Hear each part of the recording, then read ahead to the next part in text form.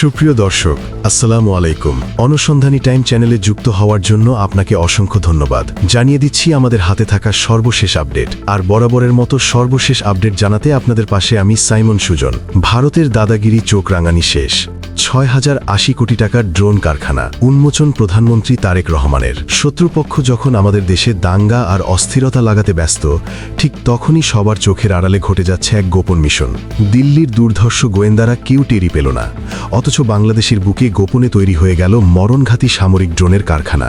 এতদিন সবাই জানত বাংলাদেশ কেবল চীনের সঙ্গে চুক্তি করার চিন্তা ভাবনা করছে, কিন্তু অত্যন্ত চতুর বাংলাদেশ যে তলে তলে কাজের ৮০ শেষ করে ফেলেছে তা কেউ ঘুণক্ষরেও টের পায়নি। এটা এখন আর কোনো সাধারণ কাগজের চুক্তি নয়, বরং এটি হলো দক্ষিণ এশিয়ার সামরিক ইতিহাসে এক বড় ধামাকা। স্বৈরাচারের পতনের পর যারা ভেবেছিল বাংলাদেশকে খুব সহজেই দাবিয়ে রাখা যাবে, তাদের বুকের ভেতর এখন ধূপপুকুনি শুরু হয়ে গেছে। $৫৫ মিলিয়ন এই গোপন প্রজেক্ট আসলে কেনাকাটা নয়, বরং এটি হলো আধুনিক যুদ্ধের প্রযুক্তি বাগিয়ে নেওয়ার এক মাস্টার প্ল্যান, যা কোনো মুহূর্তেই যুদ্ধের মোড় ঘুরিয়ে দিতে প্রস্তুত। ভারতের দাদাগিরি আর সীমান্তে চোখ রাঙানি উপেক্ষা করে বাংলাদেশ কিভাবে হয়ে উঠছে এশিয়ার নতুন ড্রোন সুপার, এবং কেন এই খবরে ভারতের কলিজা শুকিয়ে যাচ্ছে, তা নিয়ে থাকছে আমাদের আজকের বিশেষ প্রতিবেদন। ভারতের কুখ্যাত গোয়েন্দা সংস্থা নিজেদের দক্ষিণ এশিয়ার হর্তাকর্তা মনে করে।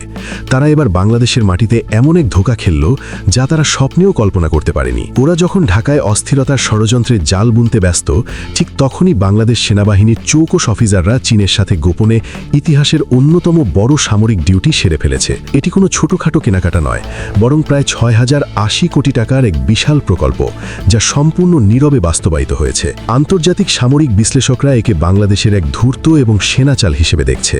কারণ শত্রু যখন আপনাকে দুর্বল ভাবছে, ঠিক তখনই আপনি শক্তির চূড়ান্ত প্রস্তুতি নিচ্ছেন। এই পুরো প্রজেক্টের মোট মূল্য $৫৫ মিলিয়ন বা বাংলাদেশি টাকায় প্রায় ৬,০৮০ কোটি টাকা। এর মধ্যে সবচেয়ে বড় অংশ, অর্থাৎ প্রায় ৫,০৭০ কোটি টাকায় খরচ হচ্ছে সরাসরি চীন থেকে অত্যাধুনিক যন্ত্রপাতি আমদানি এবং ড্রোন তৈরির প্রযুক্তি বা টেকনোলজি ট্রান্সফারের জন্য। আর বাকি ৩৭০ কোটি টাকা খরচ করা হচ্ছে স্থানীয় ভ্যাট ট্যাক্স এবং এলসি খোলার আনুষঙ্গিক কাজে। সবচেয়ে মজার বিষয় হলো, এত বড় অঙ্কের টাকা লেনদেন হয়ে গেল এবং G2G পর্যায়ে চুক্তি হয়ে যন্ত্রপাতি দেশে এসে পৌঁছালো, অথচ দিল্লির সাউথ ব্লক তার কোনো খবরই ছিল না। এখানে বোঝা যায় বাংলাদেশ আর আগের মতো নেই, বরং কৌশলগত খেলায় প্রতিপক্ষকে নাকে ঝামা ঘষে দেওয়ার ক্ষমতা এখন বাংলাদেশে রয়েছে। এই কারখানা তৈরি হবে চীনের বিখ্যাত এবং মারণঘাতী ড্রোন উইংলুং 2, যা GJ2 নামেও পরিচিত। এটি কোনো সাধারণ নজরদারি করার জন্য নয়, বরং এটি হলো আকাশের এক সাক্ষাৎ দানব।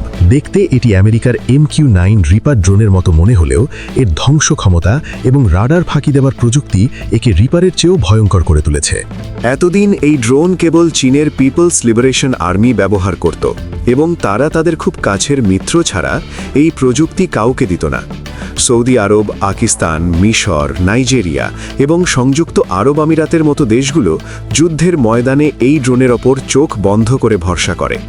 লিবিয়া এবং ইথিওপিয়ার যুদ্ধে এই ড্রোন একাই যুদ্ধের মোড় ঘুরিয়ে দিয়েছিল। এবার সেই বিশ্বমানের প্রযুক্তি খোদ বাংলাদেশের মাটিতে উৎপাদন হতে যাচ্ছে। এর মানে হলো, বাংলাদেশ এখন আর অন্যের কাছে হাত পেতে অস্ত্র কিনবে না, বরং নিজের মাটিতেই তৈরি করবে নিজের আকাশ রক্ষা কবচ। উইংলুং 2 ড্রোন সক্ষমতা বা স্পেসিফিকেশন শুনলে যে কারো পিলে চমকে যাবে। এটি ভূমি থেকে প্রায় ৩২,০০০ ফুট উঁচুতে উঠতে সক্ষম।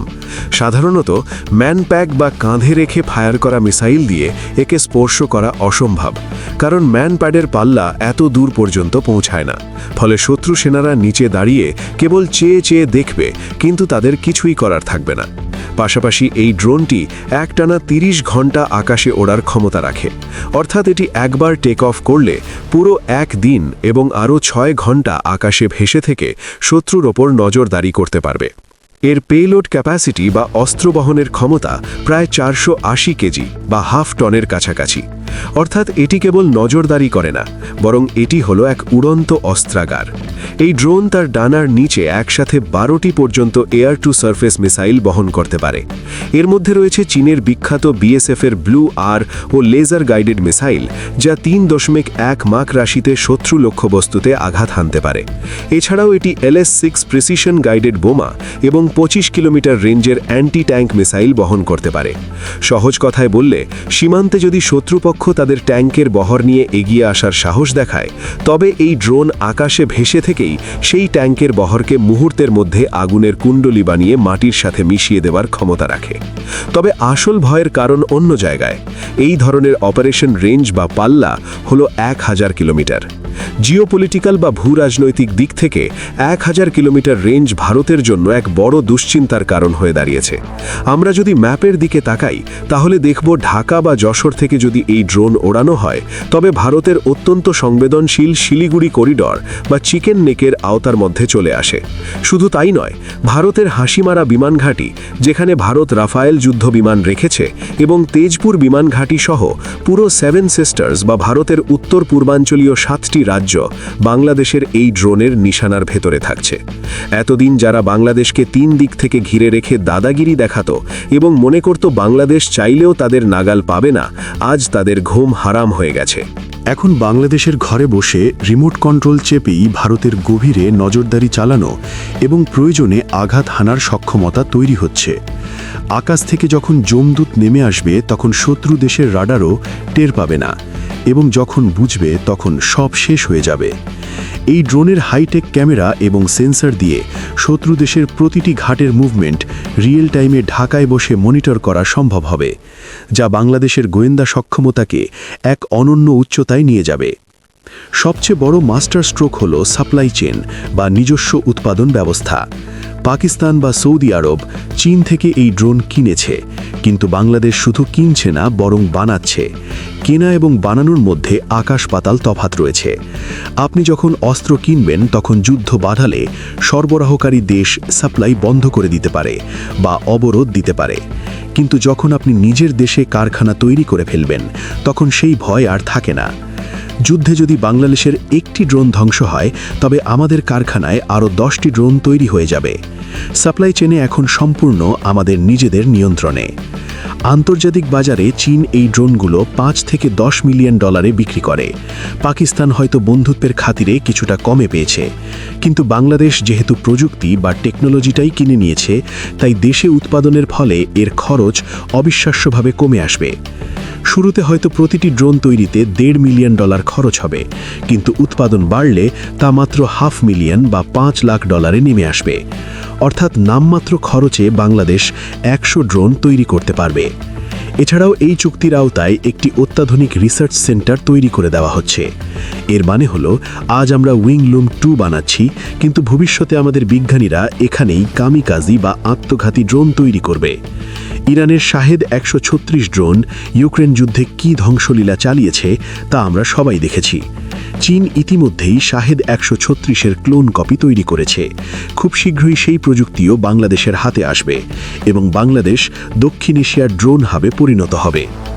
স্বৈরাচারী শাসকের বিদায়ের পর বাংলাদেশের নতুন করে মেরুদণ্ড সোজা করে দাঁড়িয়ে আছে এই ড্রোন কারখানা। তার সবচেয়ে বড় প্রমাণ, এতদিন যারা সীমান্তে ফেলানি ঝুলিয়েছে এবং বাংলাদেশকে দুর্বল ভেবে চোখ রাঙিয়েছে, তাদের দিন শেষ হয়ে আসছে। বাংলাদেশ এখন আর নতজানু পররাষ্ট্রনীতিতে বিশ্বাসী নয়। প্রতিবেশী দেশ যদি বন্ধুত্বের হাত বাড়ায় তবে আমরা বন্ধু, যদি কেউ দাদাগিরি ফলাতে আসে তবে চোখের দিকে চোখ রেখে কথা বলার শক্তি এখন আমাদের হাতে। এই ড্রোন প্রজেক্ট কেবল সামরিক শক্তি বৃদ্ধি নয়, বরং এটি হলো সার্বভৌমত্ব রক্ষার এক বড় কবচ। চীনের সহযোগিতায় এবং নিজস্ব মেধার সমন্বয়ে বাংলাদেশ সেনাবাহিনী যে দুর্ভেদ্য প্রতিরোধ ব্যবস্থা গড়ে তুলেছে তা এই অঞ্চলের শান্তির ভারসাম্যকে পুরোপুরি বদলে দিয়েছে। আগামী দিনে হয়তো আমরা দেখব বাংলাদেশ শুধু নিজের প্রয়োজনেই নয়, বরং বিদেশেও ড্রোন রপ্তানি করছে। একটি আত্মমর্যাদাশীল জাতি হিসেবে বিশ্বের বুকে মাথা উঁচু করে দাঁড়ানোর এই যাত্রায় উইংলুম 2 এবং দেশীয় সামরিক কারখানা এক ঐতিহাসিক মাইল ফলক হয়ে থাকবে। তো বন্ধুরা, আজকের ভিডিও এখানেই শেষ। ভিডিওটা ভালো লাগলে অবশ্যই লাইক দিন, চ্যানেলটা সাবস্ক্রাইব করুন আর নিচে কমেন্ট করে জানাবেন আপনার মতামত। আবার দেখা হবে পরের ভিডিওতে। আল্লাহ হাফেজ।